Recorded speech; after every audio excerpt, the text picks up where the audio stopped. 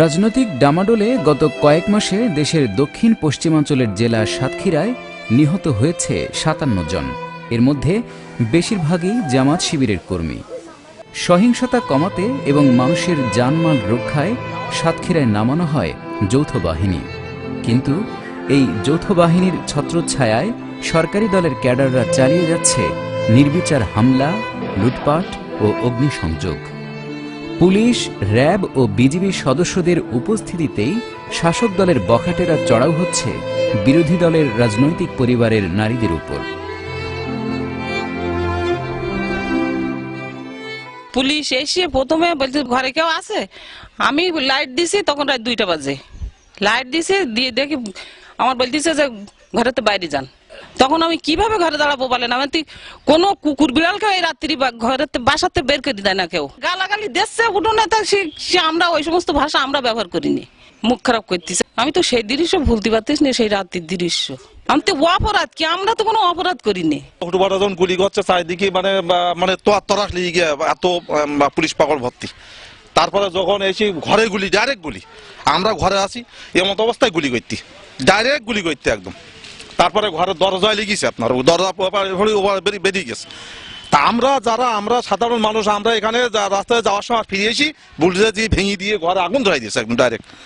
আগুন তাল জ্বালিয়ে দিয়েছে, দেওয়ার পরে আমরা ঘর ছেড়ে দৌড় মারিস। যখন আগুন জ্বলতে দাও করে তখন আমরা বাড়ি চলে গেছি। তারপর বুলডোজার দিয়ে দুমদাম করে ভাঙা শুরু করে দিচ্ছে এবং গুলি করতে অকট্ট ভাষা আর গালাগালি তো দিচ্ছে। আরো বইতেছে, ওরা গান গাচ্ছে, এখানে জয় বাংলা, জয় বঙ্গবন্ধু, এইভাবে ডাইরেক্ট এখানে তালে আবার হাততালি যাচ্ছে। আর সেই অকট্ট ভাবে মুখ খারাপ যে জামাতের মায়ের করি, তারপরে আপনার ওই জামাতের মেম্বারের মায়ের করি, সে বিধিখিস্তি মুখ খারাপ, মানে যা না বলার তাই অতিরিক্ত, যা মানে মুখী প্রকাশ হয় না, মুখ খারাপ। এরা কি পুলিশ না এরা সন্ত্রাসী? সেই চলে দিতে হবে। এখন আমাদের এখানে থাকার কোনো প্রয়োজন নেই।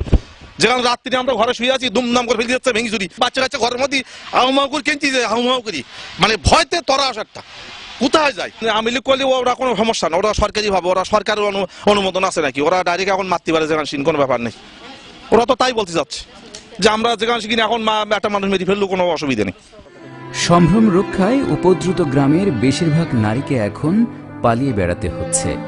লজ্জায় বলতে পারছেন না তাদের উপর আওয়ামী লীগ গুন্ডাদের গায়ে হাত দেবার বিষয়গুলো। অনেক কিছু মানে সেসব মুখে আমরা প্রকাশ করতে পারবো না।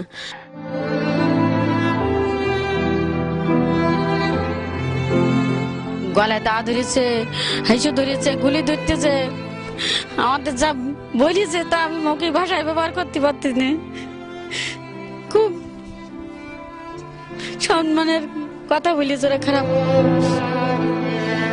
জীবন বাঁচাতে বাড়ি থেকে পালিয়ে থাকতে হচ্ছে পরিবারের পুরুষ সদস্যদের।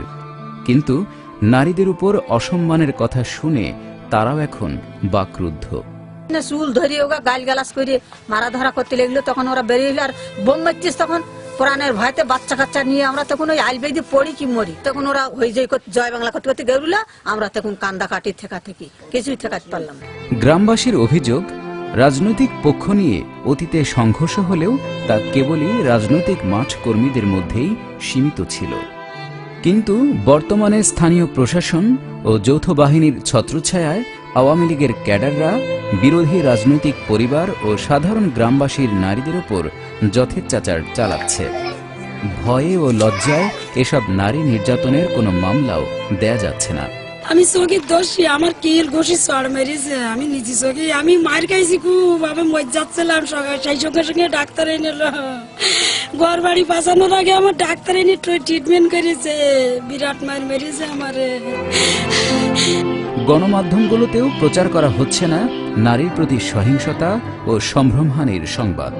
তাই এসব এলাকায় নিপীড়নের বিষয়গুলো জনগণের দৃষ্টিতে আনতেই জাতীয় ও আন্তর্জাতিক গণমাধ্যম ও মানবাধিকার কর্মীদের প্রতি আকুতি জানিয়েছেন ভুক্তভোগী পরিবারগুলো।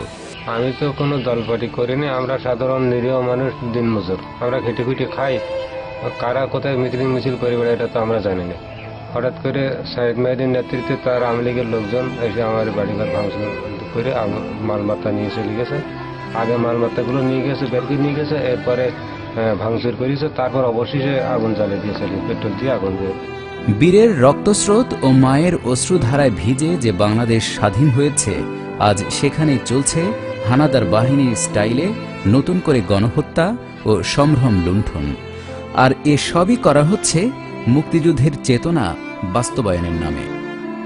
এখন আমাদের মহিলারা ছিল তাড়িয়ে দিয়ে ষড়যন্ত্রকারীরা একের পর এক পেট্রোল মেরেছে এবং ভদ্র যেগুলো ধরে দিয়ে আমাদের উৎখাত করে দিয়েছে। স্বাধীনতার পক্ষের শক্তির পরিচয় দিয়ে যে গণহত্যা ও নারীর প্রতি সহিংসতা চলছে, এই তাণ্ডব থেকে সভ্যতা রক্ষায় কখন জেগে উঠবে স্বাধীনতা রক্ষার শক্তি, তারই অপেক্ষায় কান পেতে আছে সাতক্ষীরাবাসী।